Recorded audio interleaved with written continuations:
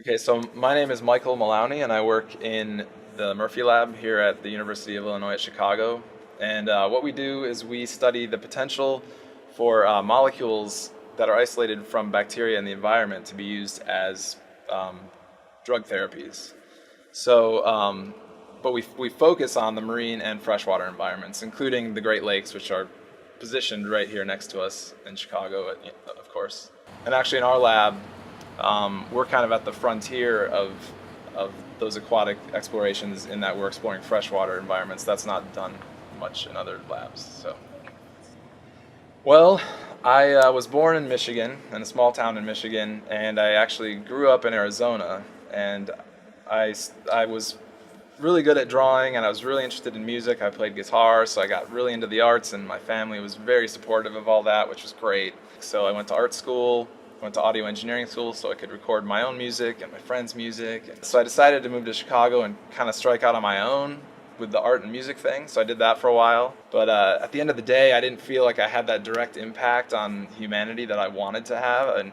And I eventually found my way to science through an interest in the environment and protecting the environment. And so I went back to school for chemistry and biology and got all these prerequisites to apply to grad school. And I soon found the program here at UIC in pharmacognosy, which is looking to nature for molecules that can prevent or cure diseases. And I applied here, got in, and this is where I am now, and I love it. It's perfect for me. I really felt like I wanted to play a role in protecting the environment, and I felt that merely standing on a soapbox or something and trying to tell people, like, let's clean up our lakes or that kind of thing. I wanted to give people a reason to recognize that the environment has incredible value to us. I really, really love this work because there's so much variety. There's plenty of writing, which I was surprised at how much I really enjoyed writing. There's bench work, where I'm working with preparing samples for various experiments.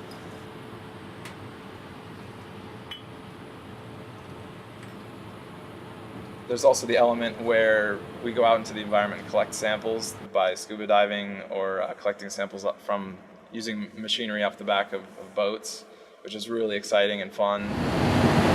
The fresh waters of the Great Lakes have incredible value to us. Our lab has recently found molecules that are incredibly potent and selective for killing Mycobacterium tuberculosis, which is the causative agent, of course, of tuberculosis. And we're currently developing those molecules in preclinical studies, and things are looking really, really good with those molecules. So I've just placed a sample into this NMR tube. NMR stands for nuclear magnetic resonance.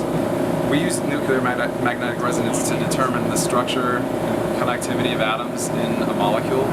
So what I'll do with this tube is take it to a separate lab that has an NMR spectrometer.